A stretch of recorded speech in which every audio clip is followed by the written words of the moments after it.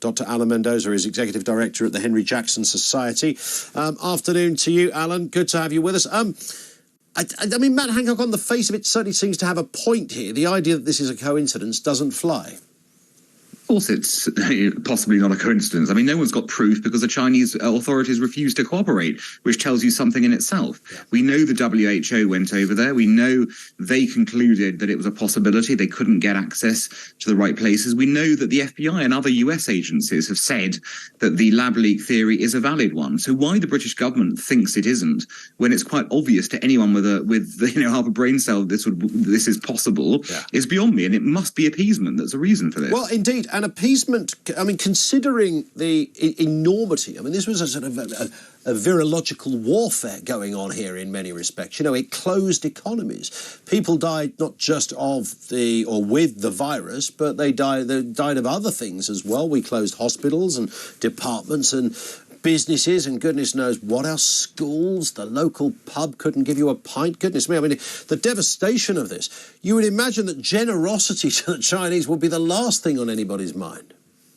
Of course. And I think, you know, the reality is that whether the original source of this virus was indeed the animal market or the lab leak, either way, China's got a case to answer for what happened. We know full well that they knew that this virus was spreading and did nothing about it. In fact, they persecuted the doctors and others who revealed things in China about it. We know what happened to them.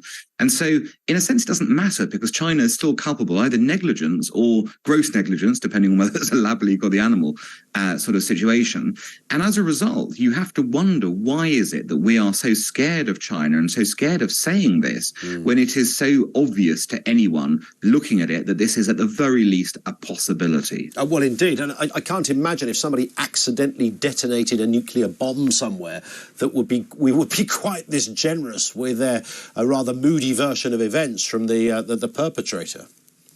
No, of course not. And any kind of accident or anything of this kind, there would be negligence factors involved. We should be seeking compensation. The reality is that China lied and people died.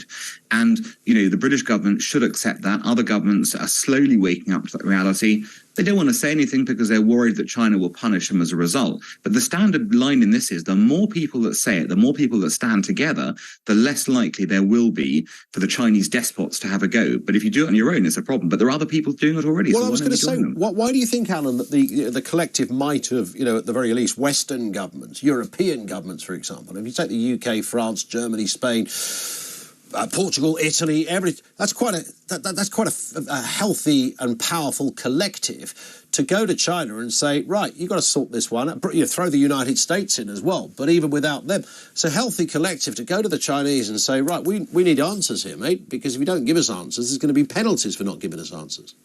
Well, that's what should be happening. Countries should be clubbing together in this basis and saying, we're not prepared to accept your lack of response and your lack of cooperation as the baseline here. We do want action, and they should be going together to do that because you stand more chance of succeeding. They're obviously worried, though, aren't they, Ian, about trade. It all comes down to money at the end of the day. And I hate to say it, but we appear to be worse affected than others. It's notable that Canada, the USA, the EU, for example, have just banned TikTok from government employee devices. Our government not so interested in that. Why?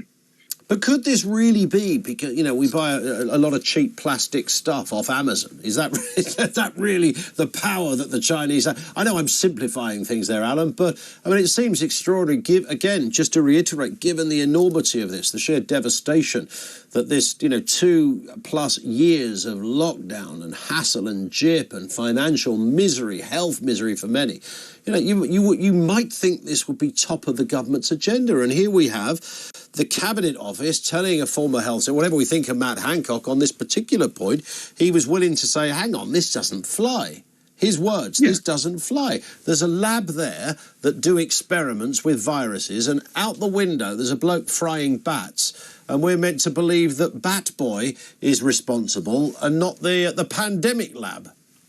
Of course. I mean, I think everyone privately is saying the same thing. You know, the idea that there's no, there's a clear, it's not a coincidence that this particular lab is there with experimenting on coronaviruses, and then we have a pandemic. I mean, come on.